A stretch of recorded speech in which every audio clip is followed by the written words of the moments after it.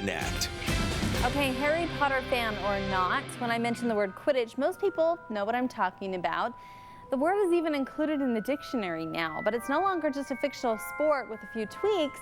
They're playing it and close to home. Fox 13 Morgan Vance shows us. Within a story that has enchanted millions all over the world, Gryffindor wins! A new sport was born. A sport that is no longer a mere product of J.K. Rowling's imagination. We're running 4 offensive chasers against 4 defensive chasers and a beater. Quidditch is beginning to pop up right here in Utah. November 16th of 2001. Allison Froh remembers the exact day she watched the first Harry Potter film as a child, though she never imagined then that she would one day be playing Quidditch herself. But other mainstream sports helped prepare her for when that unique opportunity came. I played soccer for 9 or 10 years, and then I played a little bit of water polo in high school. I ran cross country. For Larson Price, his beginnings began on the lacrosse field before an interest got sparked. Well, you know, if you have basketball background, it's really, really beneficial, and just kind of talking about it. Football player is always great. I was like, well, I played lacrosse in college.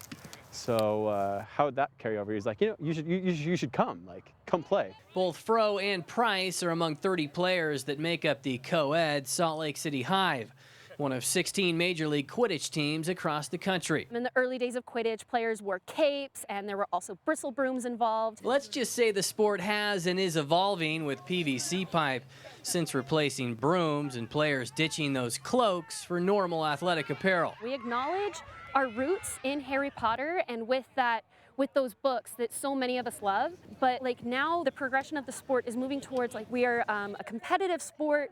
We want to be taken seriously. You know, fighting through that stigma throughout junior high and high school of, oh, you played lacrosse, go play a real sport. And now jumping over to Quidditch as an adult, and oh, Quidditch is not a real sport. I think that it has a future, and that future is with kids. You know, if you can get kids playing from the ages of 10 to 14, that'll remove a lot of the stigmas. For the most part, the rules are true to the books. Quaffle is one of the ways that you score points by getting it through the hoops. With a few exceptions, the snitch, that small little ball with a wing zipping around at high speeds. Here, that duty falls on a neutral player carrying a flag. And those brooms, for the time being, you think as we advance, they might eventually get off the ground a little bit? That is one of the first questions that comes up is, well, do you fly? I mean, technology being what it is, maybe that's a possibility. I might retire when that happens, though.